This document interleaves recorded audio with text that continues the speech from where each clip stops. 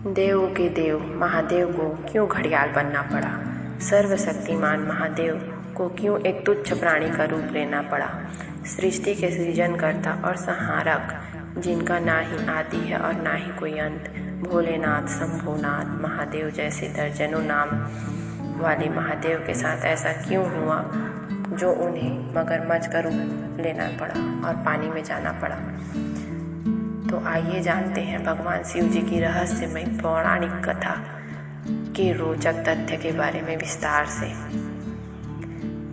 पौराणिक कथाओं के अनुसार देवों के देव महादेव एक बार पर्वत पर तपस्या में लीन थे। तभी देवतागण मिलकर अचानक से उनकी प्रार्थना करने लगे। देवतागण माता पार्वती की अनुशंसा लेकर उनसे प्रार्थना कर रहे थे। महादेव ने देवताओं की प्रार्थना को स्वीकार कर लिया, लेकिन विजय की गंभीरता को देखते हुए वो स्वयं को इसका उपाय ढूंढने में लग गए। तो क्या है कि वो कथा जिसको लेकर देवतागण को महादेव की प्रार्थना करनी पड़ी? चलिए इसके बारे में जानते हैं। कथाओं के अनुसार माता पार्वती महादेव से शादी करने की दृढ़ निश्चय कर चुकी थी। वो सब कुछ त्याग कर घोर तपस्या में जुट गई। सालों साल तपस्या में लीन पार्वती की यह दशा देखकर देवता द्रवित हो गए और महादेव से उनकी आराधना के लिए पूर्ण करने के लिए प्रार्थना करने लगे। महादेव ने देवताओं की प्रार्थना को स्वीकार कर ली, लेकिन अब उनके सामने एक बहुत बड़ी समस्या आ खड़ी हो गई कि वो माता पार्वती के बारे में कैसे पता लगाएंगे। भगवान स्वयं किस प्रकार से माता पार्वती के सामने जाते? ऐसा करने पर माता पार्वती नाराज भी तो हो सकती थी। वो इसी सोच में डूबे रहे। तभी उन्हें एक उपाय सूझा। महादेव ने सप्तऋषियों को माता पार्वती की परीक्षा लेने के लिए भेजा। सप्तऋषियों ने महादेव से शादी करने के लिए फैसले के बारे में माता पार्वती से पूछा, परंतु फिर भी पार्वती महादेव का गुणगान करते नहीं थक रही थी। उन्होंने कहा कि सर्वगुण संपन्न और शक्तिमान है, उनमें सारी सृष्टि समाई हुई है। और सप्तऋषियों ने महादेव के सैकड़ों अवगुण गिनवाए, परंतु देवी पार्वती अपने फैसले में जरा भी पीछे नहीं हटी। अपने फैसले पर अटल रहते हुए उन्होंने कहा कि महादेव के अलावा वो किसी से विवाह करना उन्हें मंजूर नहीं। इसके पश्चात सप्तऋषियां वहां से लौट आए और पूरी कहानी महादेव को बताई, जिसके बाद उन्होंने स्वयं पार्वती की परीक्षा लेने की ठानी। जैसा ही हम सब जानते हैं कि शादी से पहले सभी वर अपने भावी अर्धांगिनी को लेकर सभी संदेहों को दूर करना चाहते रहते हैं। इसमें महादेव भी पीछे कैसे रहते हैं? ऐसे में उन्होंने स्वयं पार्वती की परीक्षा लेने की सोची। उधर माता पार्वती एक तालाब के किनारे अपनी तपस्या में लीन थी। तभी तालाब के किनारे एक बालक को एक मगरमच्छ ने पकड़ लिया। अपनी जान को खतरे में देखकर बालक शोर मचाने लगा। वो जोर जोर से मगरमच्छ मगरमच्छ चिल्लाकर अपनी जान बचाने के लिए किसी से सहायता मांगने लगा। पार्वती जी ने जब किसी बच्चे को चीख पुकार सुनी तो उससे रहा नहीं गया। वो तपस्या छोड़कर उसे बचाने के लिए तालाब के किनारे पहुंच गई। वहां उन्होंने देखा कि मगरमच्छ ने एक बालक को पकड़ा हुआ है और वो तालाब में खींचकर अंदर ले जाने की कोशिश कर रहा था। बालक देवी को देखकर उनसे अपनी जान बचाने के लिए विनती करने लगे और बच्चा कहने लगा कि हे माता, मेरी जान को खतरा है, यदि आप चाहेंगी तो मेरी जान बच सकती है। वैसे भी ना तो मेरी माता है और ना ही मेरे पिता है, अब आप ही मेरी रक्षा कीजिए, मुझे बचाइए। देवी पार्वती बच्चे की पुकार सुनकर रहा नहीं गया। उन्होंने मगरमच्छ से कहा, हे मगरमच्छ, इस निर्दोष बालक को छोड़ दीजिए।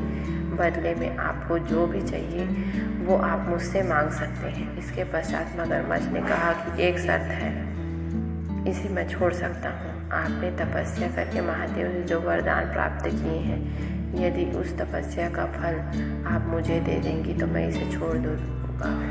पार्वती जी मगरमच्छ की इस शर्त को मान ली और कहा कि इस बालक को शीघ्र छोड़ना ही होगा।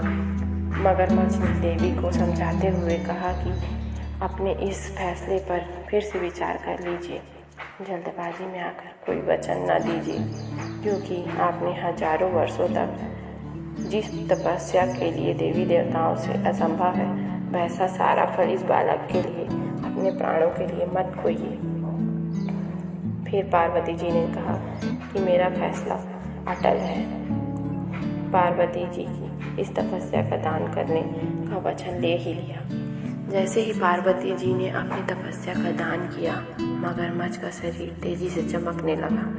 फिर मगरमच्छ ने कहा, देखिए आपकी तपस्या के तेज से मेरा शरीर कितना चमकने लगा है, फिर भी मैं आपको अपनी भूल सुधारने का मौका देता हूँ। इसके उत्तर में पार्वती जी ने कहा कि तपस्या तो मैं फिर से कर सकती हूँ, लेकिन यदि आप इसे निगल जाते हैं तो इसका जीवन वापस नहीं मिल सकता।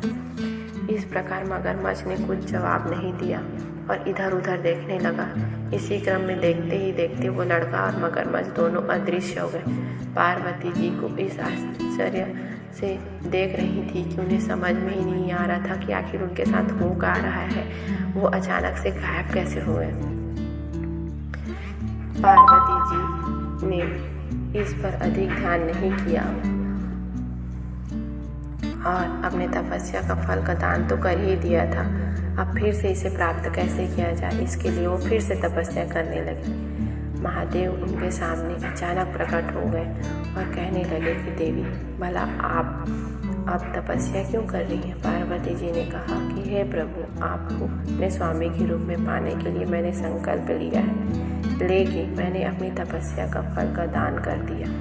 ऐसे में मैं फिर से वैसे ही घोर तपस्या करके आपको प्रसन्न करना चाहती हूँ। इसके जवाब में महादेव ने कहा कि हे पार्वती, अभी आपने जिस मगरमच्छ को अपनी तपस्या का फल दिया है और जिस लड़के की जान बचाई, इन दोनों रूपों में मैं ही था। अनेक रूपों में दिखने वाला मैं एक ही हूँ। मैं ही अनेक शरीर से अलग निर्विकार। यह मेरी ही लीला है। मैं यह देखना चाहता था कि आपका मन प्राणी मात्र के सुख दुख का अनुभव करता है कि नहीं। इस पर पार्वती जी ने कहा कि हे प्रभु, क्या मैं आपकी परीक्षा में सफल हुई? तो महादेव ने उत्तर दिया कि हे देवी, आप प्राणियों का सुख दुख समझती हैं। आप में दया और करुणा दोनों है। अब आपको और तपस्या करने की कोई ज़रूरत नहीं है। ये सुनकर माता पार्वती अति प्रसन्न हुई। इसके बाद माता पार्वती और महादेव का विवाह हो गया। तो देखा आपने, भगवान शिव घड़ियाल क्यों बने थे? अब आप हमें कमेंट करके ज़रूर बताइएगा। इससे पहले इस भगवान शिव की रहस्यमयी पौराणिक कथा के बारे में जानते थे।